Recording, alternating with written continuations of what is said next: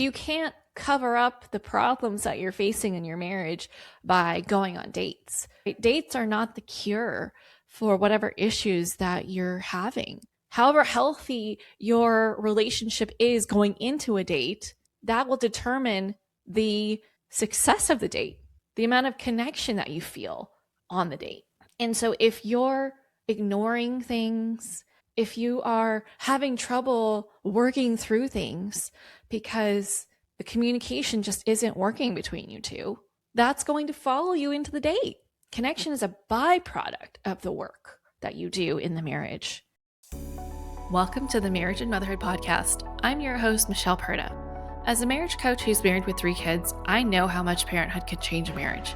If flirting, laughing, and having fun together feels like a thing of the past, then I'm here to teach you that marriage doesn't have to feel so hard with your parents, and your marriage can thrive even when you're in the season of raising kids. Whether you're in a good place in your marriage and you just want to continue growing together, or you're wondering if you even like your spouse anymore, this podcast has something for you. Join me here each week as we dive into what it takes to help your marriage grow, and maybe even do a 180. You'll learn ways to handle conflict better, bring that spark back into your relationship, as well as learn how to improve other areas of your life from my lovely guest experts. Are you ready for the next stage of your life and marriage? Let's dive in. Hello. Welcome back to another episode of the Marriage and Motherhood Podcast. Do you go on regular dates with your spouse and wonder why it's not fixing the connection? Are you wondering why you don't feel more connected? Are you wondering why there are couples out there that seem happier than you two? Today in this episode, I'm going to dive into why spending more time together doesn't automatically mean that you are more connected. It also doesn't mean that you can rebuild the connection that you feel has been lost. And I'm going to share what actually will help you get those things. Okay, here is the bottom line. You can spend more time together and still feel emotionally far away from each other. Many couples will schedule their dates. They'll arrange the babysitters. They'll plan the date. They have the intention of connecting. And then on the date, they feel disconnected. And after the date, they feel disappointed. And they wonder, what is going on? We're going on these regular dates. We have the intention to connect, and it just falls flat. If this is you, this is what's really happening. Connection requires you to feel emotionally safe with each other. That's what intimacy is. Okay. You might think that intimacy only equals sex. Well, there's this whole other side of intimacy, right? There's emotional intimacy and there's physical intimacy. And right now I'm talking about emotional intimacy. Safety comes from taking the time to talk about the tougher topics. It comes from doing the repair work, from demonstrating to each other that you care about each other's experience in the relationship, in life. It comes from showing that you care about what's going on with them and supporting them, being responsive to their needs, helping each other feel understood.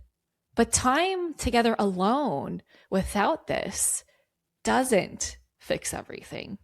That's where things fall flat, because without this sense of safety with each other, it could feel tense and empty, like I'm not getting my needs met. Sure, we're getting face-to-face time. Sure, we can take pictures, we can have these experiences, but without that thread connecting you two, there is no connection that's being built. Okay? So yeah, you can be a couple doing these weekly date nights, but they're likely going to feel awkward. They're likely going to feel tense. And these unresolved issues that aren't being addressed are going to follow you on these dates. That's why maybe by the end of the date, you will have fought. Something will have come up and an argument will ensue. I had a client once. She said she went on a date with her husband. She had a lot of resentment. She went on the date though, because she said that's what they need to do. And she felt so awkward. Things were clearly off. about them. Conversation did not flow, it felt forced. It was easier for them to talk about the kids, easier to talk about logistics, and they had a hard time talking about normal things, right? Back when you dated, you felt like you could talk for hours, right? Likely you were on the phone for hours, texting for hours. It seemed like you could never run out of things to talk about. But for this client, she had no idea how to even act. She tried to keep things light, but then it ended up just turning into an argument. And she came home thinking it was a complete waste of time that they went on a date. And that happened because the work had not been done in preparation for these dates. So you can't cover up the problems that you're facing in your marriage by going on dates, right? Dates are not the end all be all. It's not the cure for whatever issues that you're having. However healthy your relationship is going into a date, that will determine the success of the date, the amount of connection that you feel on the date.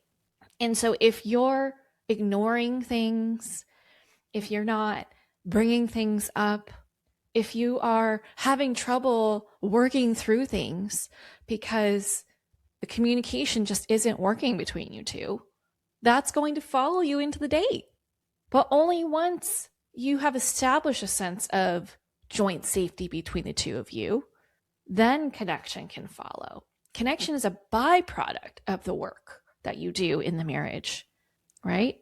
And then at that point, you could just sit on the couch with each other and enjoy the time. You don't have to go out on a fancy date for you to feel connected. You could be doing anything. You can go to Costco together and have it feel like a date because the work has been done. The foundation has been laid.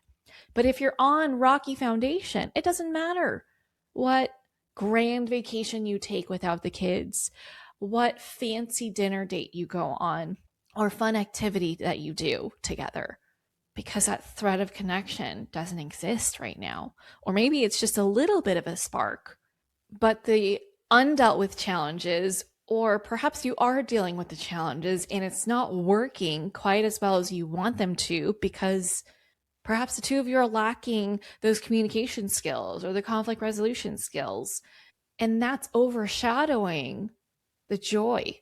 So even if you guys are sharing a couple laughs, it still has that undertone of tension between you two and not the good kind, right? So if you want that connection, you've got to be willing to go deeper with each other, not just keep things surface level between you two, like, oh, let's just keep things positive. Let's just be nicer to each other, right? That doesn't touch the deeper issues that maybe have developed over time between the two of you because things haven't been addressed. And you may start to feel like something's fundamentally missing in your marriage. And there is. It could be healthy communication skills. It could be emotional regulation, self-awareness, knowing how to be partners with each other, knowing how to listen. It could be knowing how to navigate conflict in a way that you two come out stronger together. Okay?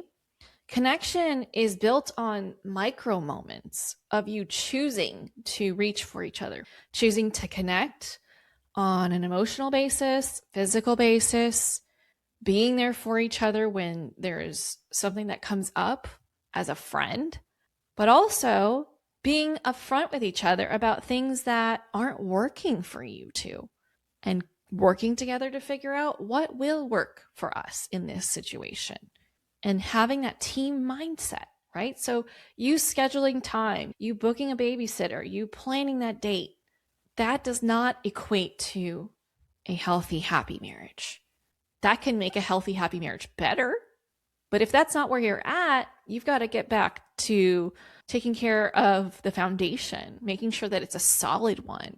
And a lot of times that does look like working with a marriage coach to build those foundations, to gain those skills that maybe you didn't get taught from your parents, right? I know I didn't get taught that. I had to go out and learn it. I had to work with someone to support me in having the kind of life that I want. being more self-aware, learning emotional regulation, learning healthy communication, learning how to work in partnership. Okay? Does that mean that I'm an awful person? No. It means that my baseline was different than other people's. And I had to bring myself up by learning these skills. And maybe that's you too. I know that's my clients. That's no fault of your own. However, it is your responsibility if you are wanting something different in your marriage. Okay? It starts with awareness, noticing we're not where we want to be. Great. How can we get to where we want to be? Does that mean working with someone to help us get there? If that is, then schedule a clarity call with me. Let's talk. Let's figure out what's going on. What are the challenges? What are you wanting? And the roadmap to get there, and how marriage coaching can help you get there. Okay? Dates alone will not save your marriage, but building a strong foundation for your marriage plus the dates is a winning combination. Your marriage needs more than just effort or performance. It needs your emotional presence.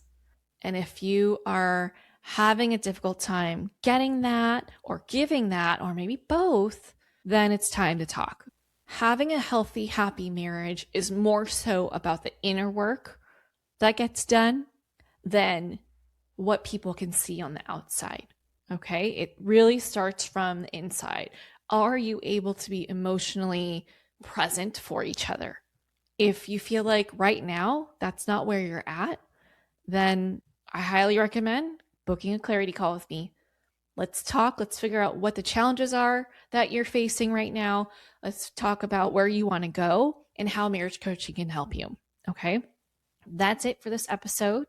If you know someone that could benefit from this episode, please share this with them. Better yet, tag me in your Instagram stories. And if you love this show, I would so appreciate it if you would leave a rating and review on Apple Podcasts or Spotify. That's what helps the show grow and helps more people like you get the help that they need. And I'll catch you back here on the next episode. Bye. That's it for this episode. I hope you enjoyed it as much as I enjoyed making it. If you did, please send me a message over on Instagram at Michelle Purta Coaching to let me know what you loved most about it. Hearing from my listeners is my absolute favorite. And if you've been loving this podcast, please leave a rating and review. This will help people like you find the show and get the help they need. Catch you here on the next episode. Bye.